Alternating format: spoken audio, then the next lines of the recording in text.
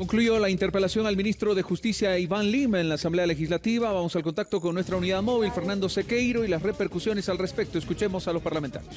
Acá el Movimiento Socialismo siempre vamos a defender los derechos de los más vulnerables y siempre vamos a estar en defensa del pueblo boliviano. Queremos la verdad de todo lo que había pasado en el gobierno de la señora Yanine Áñez y que se procese a los 17 ministros de ese gabinete de la señora Yanine Áñez porque fueron cómplices de todos los delitos de corrupción, nepotismo, retardación de justicia. Son más de 30 delitos que está denunciando también parte querellante del Ministerio de Gobierno. Mayoría absoluta, señora diputada. Nosotros hemos brindado de acuerdo al orden del día, por respaldo y por mayoría absoluta al informe del ministro de Justicia, así que ha podido responder todas las consultas que le realizaron estos 7 diputados.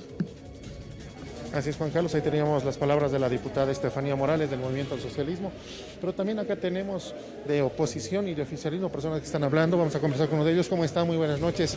Acabó la interpelación del ministro de Justicia. ¿Cuál es la opinión que tiene como bancada? Efectivamente, acaba de terminar la interpelación del ministro de Justicia, a la que hemos convocado no para defender a ninguna persona en particular, pero sí para defender a todos los ciudadanos bolivianos que se encuentran en indefensión por las detenciones ilegales en Bolivia, por la violación del debido proceso y por lo que en definitiva hemos denominado persecución política en Bolivia. Lo triste de esta interpelación es que el ministro de Justicia ha carecido de argumentos jurídicos, técnicos, legales, para sostener la persecución política y para sostener de que en Bolivia no se hubieran violado las garantías del debido proceso. Realmente deja muchísimo que desear el ministro de Justicia, que además ha tenido la desfachatez de venir a una asamblea legislativa a sostener que se están respetando las garantías constitucionales y el debido proceso, pero a su misma vez incapaz de sostener esto técnica y jurídicamente. En Bolivia no se han respetado las garantías constitucionales y se ha violado el debido proceso. Eso está absolutamente demostrado por innumerable cantidad de juristas en Bolivia. Por tanto, insuficiente la explicación del ministro de Justicia. En segundo término, el ministro de Justicia ha pintado de cuerpo entero, porque ha desnudado en su mensaje, y el video está, ustedes lo pueden obtener, ha desnudado que él es precisamente uno de los defensores políticos de el supuesto caso de golpe de Estado. Y se ha convertido tristemente el ministro de Justicia en el abogado de Evo Morales y en el defensor del fraude de Evo Morales y del MAS. Triste porque el ministro de Justicia debería motivar, debería mediar, debería intervenir precisamente para esclarecer el caso fraude, pero sin juicio que medie, él ya dictó sentencia y dice que aquí no hubo fraude, dice el ministro. Es decir, el ministro se ha convertido en el defensor del fraude y en el abogado de Evo Morales. Esta es una conclusión. Y tercera conclusión, importantísima además, porque el ministro de Justicia fue quien entró para prometer una reforma al sistema judicial boliviano.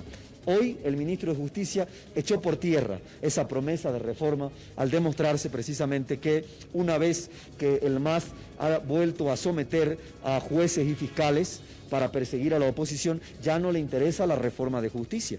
Entonces se pierden definitivamente las esperanzas que teníamos como pueblo boliviano de una reforma del sistema judicial, porque el ministro de Justicia es parte del esquema de persecución y amedrentamiento. En este punto íbamos, diputado, ya que en varias oportunidades el ministro decía que sí existe justicia en el país. Bueno, para empezar, no tenemos ministro de Justicia en el país. ¿Qué podemos esperar de justicia entonces? Porque claramente el ministro de Justicia hoy es el defensor del fraude, el abogado de Evo Morales.